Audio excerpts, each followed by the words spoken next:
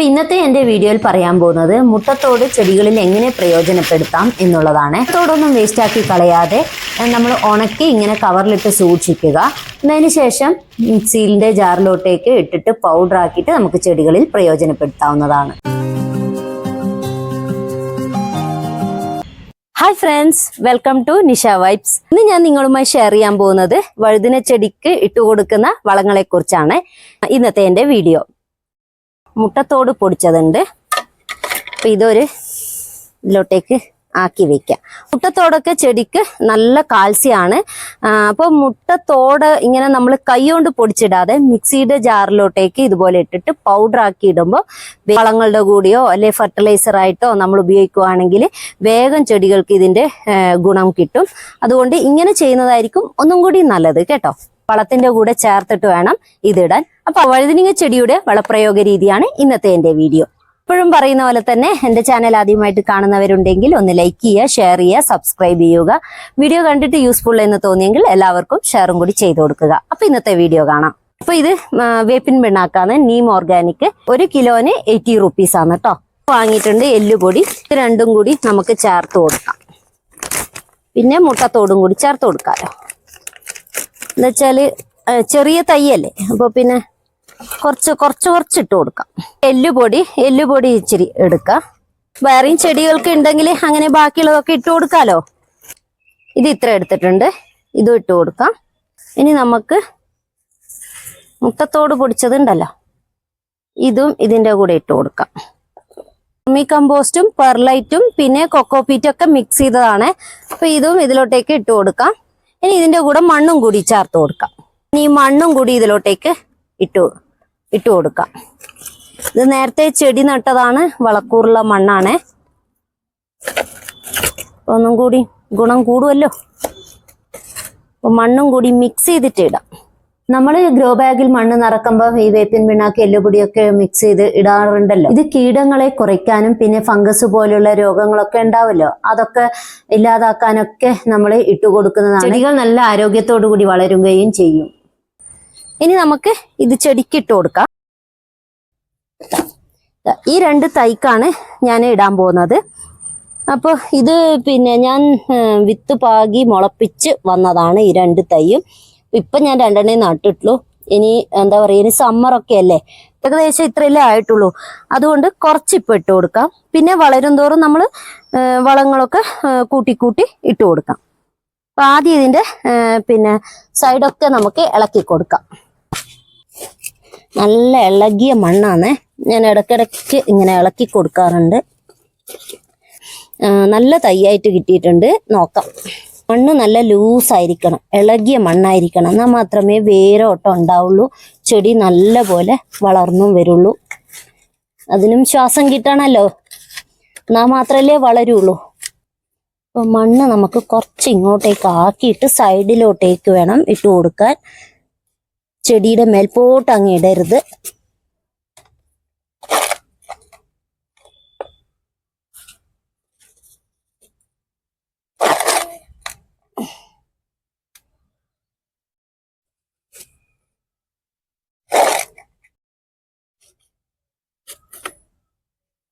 ഇപ്പൊ ഇത്ര ഇട്ട് കൊടുക്കാം. എന്നിട്ട് ആ മണ്ണ് കൊണ്ട് ഇതിനെ ഒന്ന് അങ്ങോട്ടേക്ക് നീക്കി കൊടുക്കാം. ഞാൻ ഇത്രേ ഇട്ട് കൊടുക്കുന്നുള്ളൂ. പിന്നെ വളരും തോറും നമ്മൾക്ക് കൂടുതൽ വളങ്ങളൊക്കെ ഇട്ട് കൊടുക്കാമല്ലോ. ഇനി ഇതിലോട്ടേക്ക് ഇടാം. ഇതിന്റെ സൈഡ് മണ്ണിങ്ങനെ നടുക്കോട്ടാക്കാം.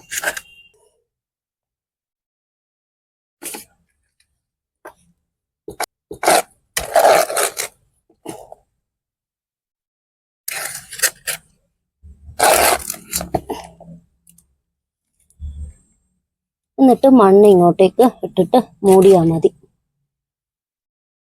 അപ്പോൾ വളമൊന്ന് വെയിലിനങ്ങ് ഉണങ്ങി ഡ്രൈ ആവില്ല. എപ്പോഴും ഒരു നനവ് വേണം, എന്നാൽ മാത്രമേ വളങ്ങൾ ചെടികൾക്ക് പ്രയോജനപ്പെടുള്ളൂ. ഡ്രൈ ആയി കഴിഞ്ഞാൽ വളങ്ങൾ അങ്ങനെ ചെടികൾക്ക് പ്രയോജനപ്പെടില്ല. അപ്പം ഇത്രയേ ഉള്ളൂ, വലിയ പണിയൊന്നും ഇല്ലല്ലോ. അപ്പം ഇതുപോലെയൊക്കെ നട്ടു വളർത്തുവാണെങ്കിൽ നമ്മൾക്ക് എന്താ പറയുക, നിത്യവും വഴുതനങ്ങയൊക്കെ നമുക്ക് പറിക്കാം. വീട്ടിൽ തന്നെ പച്ചക്കറികളൊക്കെ ഉണ്ടാക്കാം. ഇനി ബാക്കിയുള്ളത് നമുക്ക് വേറെ ഏതെങ്കിലും ചോട്ടിൽ ഇട്ട് കൊടുക്കാം. ഇത് നമുക്ക് വള്ളിച്ചീരയ്ക്ക് ഇട്ട് കൊടുക്കാം. വള്ളിച്ചീര കണ്ടോ ഇങ്ങനെ, ഇത് പച്ച വള്ളിച്ചീരയാണ്. അപ്പൊ ഇതുപോലെ പൂ വരുവാണെങ്കിലേ അതൊക്കെ അങ്ങ് നുള്ളിക്കളഞ്ഞേക്കാം. എന്ന് വെച്ചാല് പിന്നെ അങ്ങനെ ഫുള്ളും എന്താ പറയാ എല്ലാം അങ്ങ് ഇതുപോലെ പൂ തന്നെ ആയിപ്പോവും.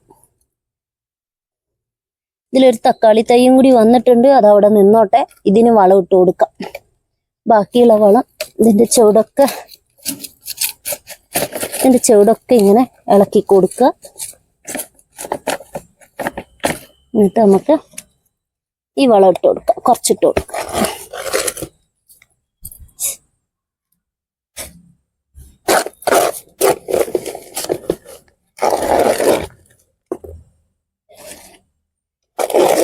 കയ്യിലൊന്നും മണ്ണ് ആകാൻ ഇഷ്ടപ്പെടാത്തവരുണ്ടെങ്കിൽ ഗ്ലൗസ് യൂസ് ചെയ്യാം കേട്ടോ, അതാണ് നല്ലത്.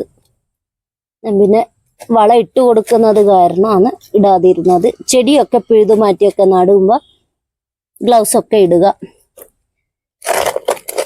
ഇപ്പോഴൊക്കെ എന്തെങ്കിലുമൊക്കെ അസുഖങ്ങളൊക്കെ അല്ലേ, അപ്പൊ പിന്നെ അങ്ങനെയൊക്കെ ചെയ്യുന്നതായിരിക്കും നല്ലത് കേട്ടോ. ഇതിനി ഒരു കമ്പിൽ കുത്തി കൊടുക്കാം. കമ്പ് വെച്ചിട്ട് ഇതിനെ കെട്ടിക്കൊടുക്കാം. ഇങ്ങനെ കെട്ടിക്കൊടുക്കാം. ഇത് വിത്ത് മുളച്ചിട്ട് വന്നതാണ്. ഞാൻ വിത്തൊക്കെ കാണിച്ചു തരാം, വിത്ത് എടുക്കുന്നതൊക്കെ കാണിച്ചു തരാം. ഈ ബാക്കിയുള്ളത് നമുക്ക് ഈ പയറിനും കൂടി ഇട്ട് കൊടുക്കാം. പയറിന്റെ ചുവടൊക്കെ ഇങ്ങനെ എന്താ പയറൊക്കെ പിടിച്ചിട്ടുണ്ട്. ഇതിനിടയ്ക്ക് ഞാൻ വളമൊക്കെ ഇട്ട് കൊടുത്തതായിരുന്നു. പയറൊക്കെ പിടിച്ചു വരുന്നുണ്ട്, ഇങ്ങനെ മേൽപോട്ട് കയറിയിട്ടുണ്ട്, കണ്ടില്ലേ. അപ്പൊ ബാക്കിയുള്ളത് അതിനും കൂടി ഇട്ട് കൊടുക്കാം. അതിന്റെ ചുവടൊക്കെ ഇങ്ങനെ ഉറച്ച വലിയായിപ്പോയി, ഭയങ്കര വെയിലായതുകൊണ്ടാണ് ഇങ്ങനെ. ഈ ഭാഗത്തൊക്കെ നല്ല വെയില. അപ്പൊ ബാക്കിയുള്ളത് അതിനും കൂടി ഇട്ട് കൊടുക്കാം.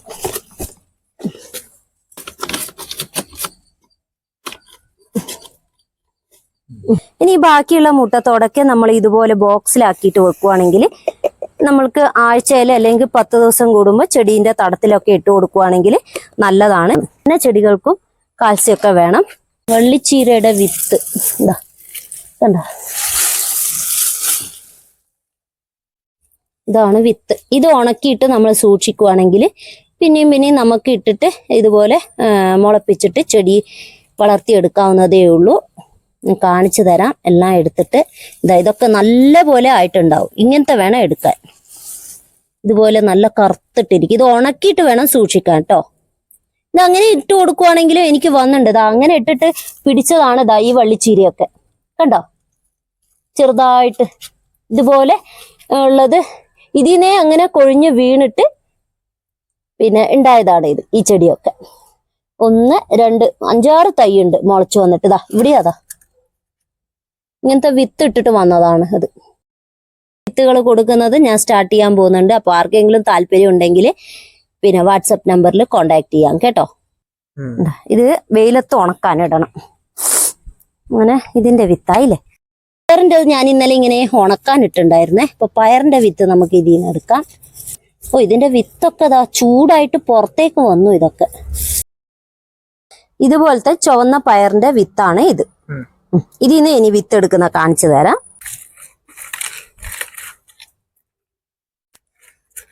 നമ്മൾ ഇതുപോലെ പയറിൻ്റെത് ഉണക്കിയെടുക്കുക. കണ്ട പയറിന്റെ വിത്ത്, ഇത് ചുവന്ന പയറിന്റെ വിത്താണേ. അത് നല്ല ഉണക്കിയിട്ട് വേണം എടുത്ത് സൂക്ഷിക്കാൻ.